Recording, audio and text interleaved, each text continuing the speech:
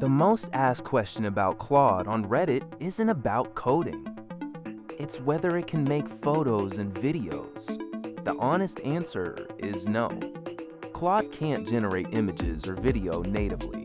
Unlike ChatGPT with DALL-E or Gemini with Imagen, there's no built-in image model under the hood. But that's not the whole story, and the rest of it is more interesting than a yes or no. Claude does have vision. It can read a photo, a screenshot, a chart, a scanned document, and describe or reason about what's in it in real detail. That's understanding images, not creating them. Creating them works differently. Claude Code can call other tools through something called MCP, the Model Context Protocol.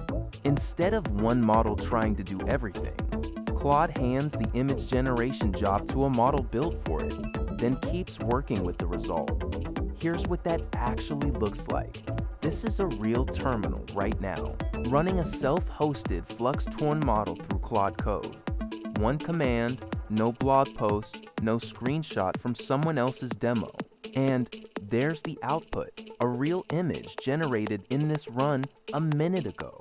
The same pattern extends to video. Claude Code can hand a still image to a video model and get motion back through the same kind of tool connection. This is the actual shape of how Claude works. It's not one app that does everything by itself.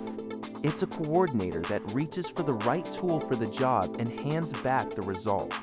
That's a real trade-off. A single all-in-one image app is simpler for a quick edit. But wiring your own tools together means you're not locked into whatever one company decided to ship. You pick the model, the cost, the quality. If you're already using Claude Code for anything technical, this is worth setting up once. If stories like this are the ones that actually help, documented, tested, not hype, that's what this channel covers. New breakdown twice a week.